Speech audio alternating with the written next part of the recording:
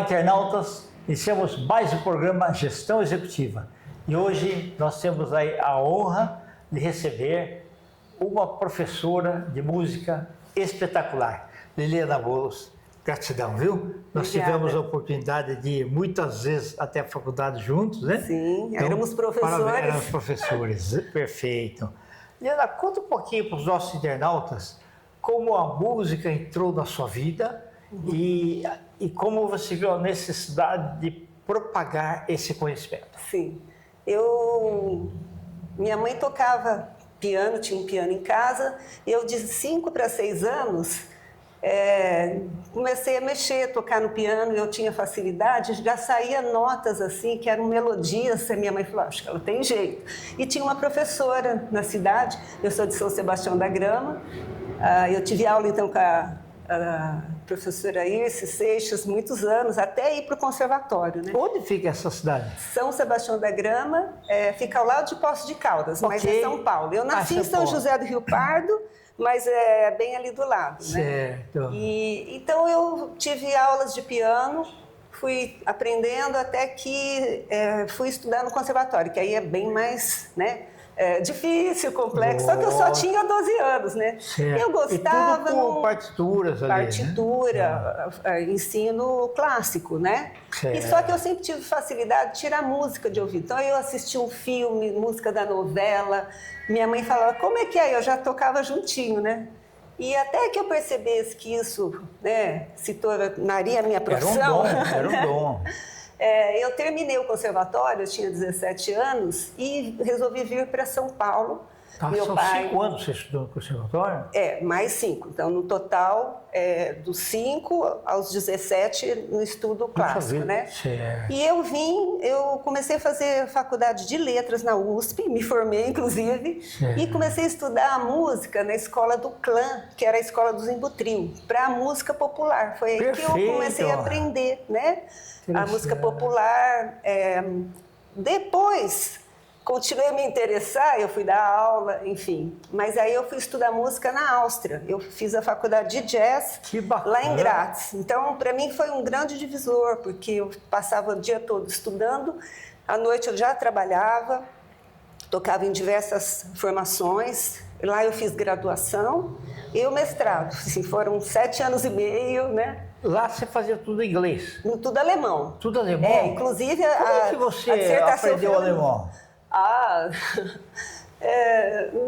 Na marra, alemão né? é difícil. Alemão. Mas assim, como eu estudei latim, é interessante que as declinações, acusativo, dativo, veio tudo ali do latim. Então eu tinha essa, não digo facilidade, mas eu consegui entender. E claro, eu tive muitas aulas, a gente falar é muito difícil, né? A gente chama de alemão Aussprache. Como você fala, nossa, você fala uma palavra... Tem que arranhar aqui a garganta. Ele já percebe que você é de outro lugar. Mas eu, claro, estudei, né? E na hora de escrever também tinha que ser em alemão, mas claro que eu precisei da ajuda de uma amiga que era formada, né? Austríaca, então ela corrigia. E na minha dissertação tem uma coisa interessante, né? Porque um único parágrafo, ela não precisou corrigir. Estava certo, porque é muito difícil, né? Mas eu trabalhei na época com o tema da harmonia da bossa nova, o desenvolvimento harmônico da bossa nova, né?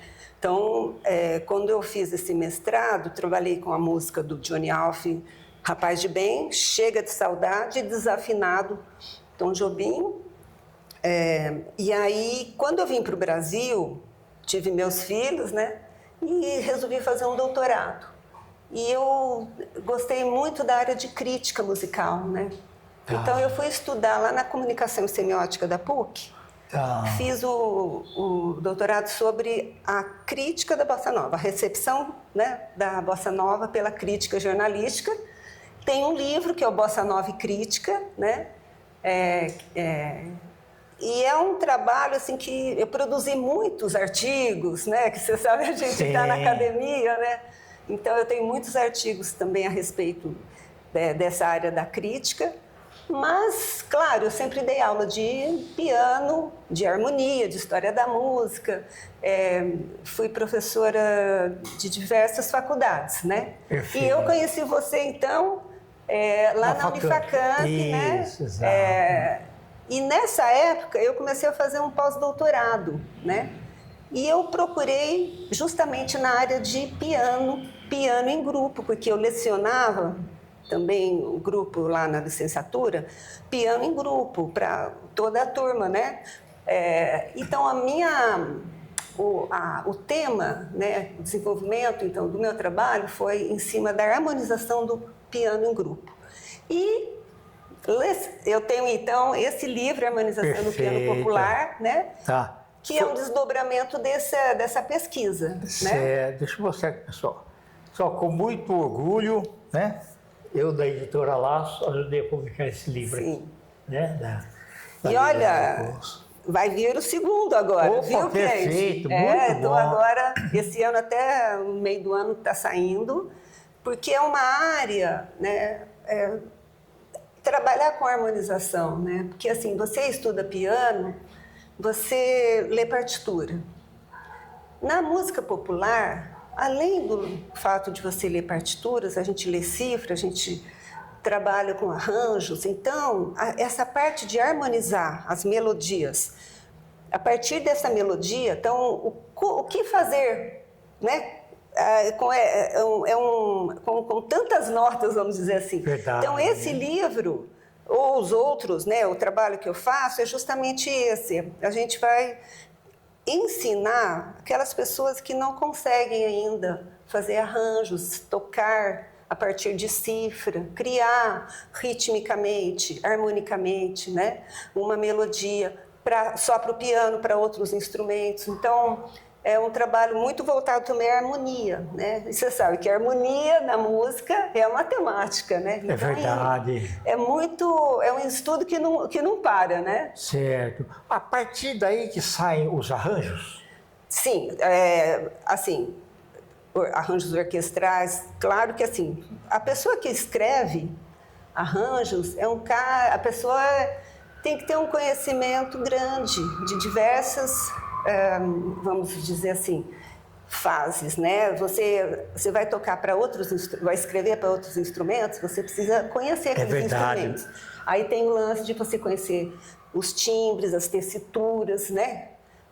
E aí você vai conhecer bastante também a harmonia de diversas épocas históricas. Exatamente. Então, é um estudo que não tem fim. O meu é voltado ao piano mesmo, né? Tá. E, por exemplo, esse livro, fiz 10 capítulos. Então, o primeiro capítulo é bem simples. É aquele aluno que está praticamente iniciando que consegue tocar a música na primeira aula. Okay. Só que vai ter outras etapas. Então, depende para tocar as outras etapas do lado motor também. Se você tecnicamente... E praticar muito. Já está preparado ou não. Então, as várias etapas, essas atividades, que são... Eu gosto muito, né? Porque a gente vai vendo o desenvolvimento. Pular de fase, né? Pular de fase. O desenvolvimento do aluno. Sim. Né? Porque a pessoa anda. O corredor, ele não sai correndo, né? E vai fazer uma maratona. Sim. Tem um tempo nisso, né? Isso. Estudo de música, de instrumento, enfim, é a mesma coisa, né? Parabéns. Então, agora, o que eu fico assim, tenho assim, uma admiração grande por você, porque assim, em tudo na vida que a gente for estudar, são os desafios. Uhum. Né? O que mais te motivou, por exemplo, não só a estudar depois do conservatório e tudo mais, mas, por exemplo, quando você decidiu ir para a Áustria, e ainda em alemão tudo, te deu alguma preocupação antes ou não? Não, eu era mais jovem, né? 20 e poucos anos. Eu tinha conseguido uma bolsa de 50% lá para Berkeley. Mas mesmo assim, a Berkeley nos Estados Unidos era muito mais cara. Na Áustria, era praticamente gratuito na época, né? Porque o Brasil era terceiro mundo. Eu estou falando de 1989, não, mas não estou né? nem falando dessa parte assim de financeira, mas a parte assim, do desafio em si. Fala, puxa vida. Sim, mas tudo tem a ver, né? Porque assim, a gente sendo mais jovem, acho que eu queria muito. A gente tem ânsia pelo conhecimento, né? Para conhecer. E eu tinha uma admiração enorme pela Áustria, por Viena. Eu fui morar em Graz, que fica 2 horas e meia de Viena, mas o país, a Áustria, é maravilhoso. Sim. E a ideia era chegar lá, ficar um tempo e ver o que acontecia. E aí chegou, aí depois eu entrei, aí comecei a estudar, aí teve a dificuldade da língua. Como era no início, alguns professores falavam em inglês, né? A aula, por exemplo, de jazz teoria, de harmonia, o professor no primeiro ano falava inglês, aí facilitava. Só que eu tinha que estudar o alemão, porque se eu não passasse, depois de um ano, eu não passasse na prova de alemão, eu não ia poder fazer algumas disciplinas práticas, que eram as que eu mais queria fazer. Era a prática de conjunto, a Big Band, a aula de piano, né? Então eu estudava muito, né? E lógico, demorou também para conseguir falar bem, mas era o lance da gente entender. Então eu acho que assim, o interesse sempre é pelo conhecimento. Verdade. Né? E eu acho que não tem muito de aventura, mas também faz parte, porque conheci outras cidades, né? Sim. Mesmo, assim, conheci outros grupos, outros tipos de música, né? Isso era muito bom. E veja, eu sempre toquei choro, eu sempre adorei choro, chorinho, Ernesto Nazaré, Zequinha de Abreu, desde a minha infância. Minha mãe e meu pai compravam as partituras, eu tirava. Quando eu cheguei na Áustria, uma vez pediram, né? Porque assim, Brasileirinho, Tico-Tico no Fubá, todo mundo conhece. É verdade. Agora, com a época da internet, todo mundo conhece muita coisa, mas naquela época não, né? E eu toquei, mas o pessoal gostou tanto, e aí que eu fui ver, né? Porque o choro, de onde que veio? De uma confluência da música europeia da música africana, né?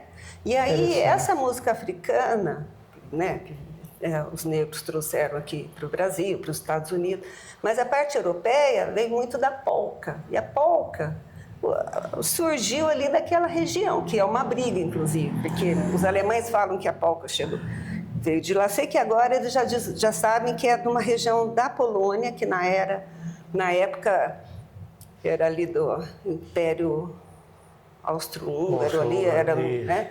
Mas e a polca, então, tem muito a ver com o nosso choro, né? Então, várias apresentações eu tocava chorinho, né? Que eu tocava jazz, tocava com grupos, mas às vezes tinha esse momento, assim, música brasileira. Né? E é bacana porque, além de ser assim uma novidade, para os ouvidos é muito gostoso. Qualquer pessoa gosto, sente muito bem. Aquilo, né? E a bossa nova era o que mais se tocava na época, né? Então, por exemplo, hoje nós temos aí a bossa nova, né? 60, 70, né? Iniciou em 58 com a música Chega de Saudade. Hoje o mundo todo conhece e tem tanta música boa, né? Inclusive, por exemplo, Desafinado é uma música que é uma música difícil, linda, músico adora tocar, e eu fiz, inclusive, assim, estudos, desde lá do meu mestrado, sobre o desafinado. Então, tudo é escolha, não é? Verdade. A gente escolhe algumas músicas, escolhe por onde vai se dedicar, né? E uma parte da minha vida foi ali na Áustria, e agora a gente está aqui em São Paulo, né? Então, eu estou trabalhando bastante nessa área de harmonia, com um livro, né? Inclusive eu tenho lá no Hotmart, eu tenho um curso de harmonia. Que bacana! Né? Harmonia popular na prática, que é para o pessoal que quer também conhecer mais sobre harmonia. Perfeito. Né? E segundo semestre, depois eu volto aqui para falar do próximo livro. Por favor. Né? Liliana, a música preferida sua? Nossa, não posso responder. É muito difícil. Cada época a gente tem, né? E seu Instagram? Meu Instagram é Liliana Bolos, com 2 L's. Escrever aqui. Isso. Perfeito. Gratidão. Obrigada, Kendi. Prazer revê-lo. Tudo de bom. Muito abraço. Obrigado. Tchau. Internautas, os agradecimentos, então, essa espetacular professora de música, Liliana Bolos, nós finalizamos. Grande abraço e até a próxima.